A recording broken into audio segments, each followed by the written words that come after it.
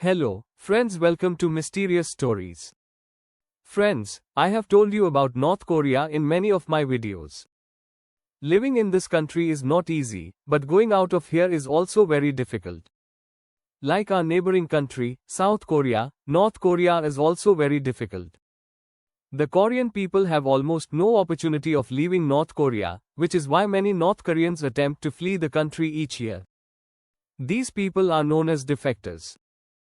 In North Korea, such persons are known as traitors. This is the story of one such girl, whose name is Eunju Kim. Friends, there is a city in North Korea named Untold. This girl was born in this city. There are coal mines in this city where the majority of the prisoners are forced to labor. When this girl was born, there was a war in North Korea, and the situation was so bad that her father even sold her school bag to buy food. During the war, her father died of hunger, and now Eunju, her mother, and her sister have decided to leave their house and settle somewhere else, or theirs will be ruined too. Friends have heard that the situation in China is really favorable, and people there do not have to stay hungry like this. Look at the borders of North Korea, China, Russia, South Korea, the Sea of Japan, and the Yellow Sea, where North Korea meets. It is nearly impossible to get from there to South Korea. Here, the North Korean army keeps a close eye. So those fleeing North Korea attempt to get to China. In between them flows the Tum River. This river is 521 kilometers long. Aside from Korea, China and Russia also pass through this river. The river goes into the Sea of Japan. Despite North Korea's greatest efforts to keep this river secure, many people have crossed it and fled to China. Strict security should be maintained around it. Last year, these people built a guard post every 300 meters along this river since there was a risk of people escaping. North Korea is even attempting to deepen portions of this river. They intended for people to be unable to escape from here, but this family had the same idea. They devised a strategy to cross the river and flee to China, even if it meant being shot by North Korean soldiers in the process. Friends, it was February 1999, very cold in North Korea, and this river was frozen.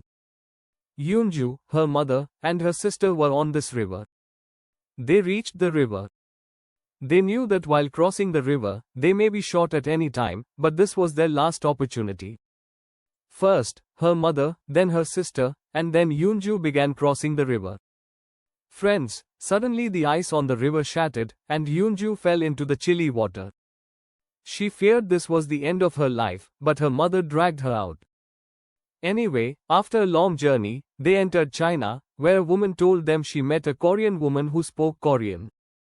She heard their narrative and invited them into her home. She served them boiled eggs and soup. Eunju had never seen so much food before. Their living conditions were already poor when she was born, and she later relocated to the north.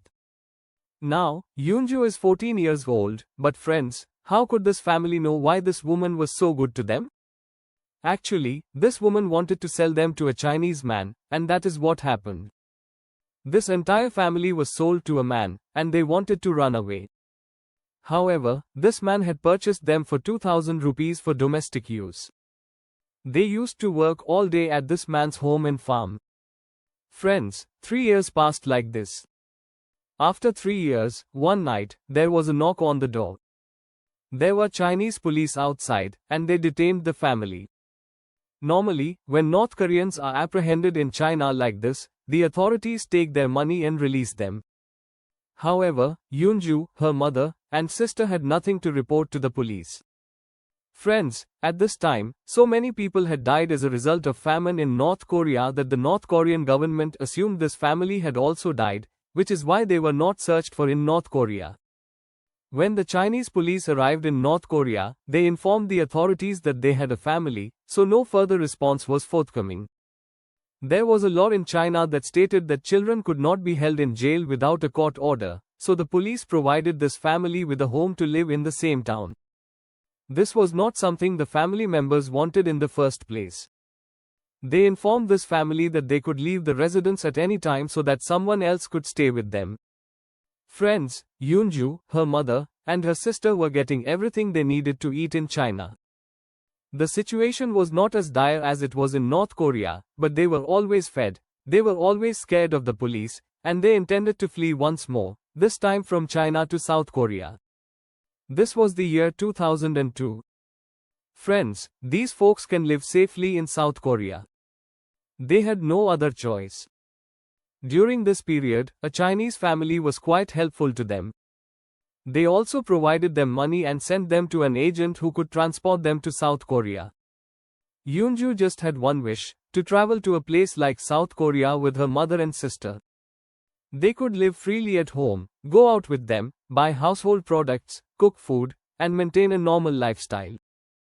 We take things for granted, but many people around the world lack even the most basic necessities. However, for the next 4 years, this family planned to travel to South Korea, from China to Mongolia, and then to the Gobi Desert, with God knows what other problems they encountered. After traveling numerous highways, these people arrived in South Korea in 2006 and were able to live a regular life.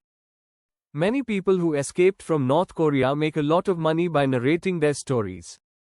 Some people even say a lot of lies to obtain sympathy, but Eunju is not like that. She just wants to live a regular life with her mother and sister.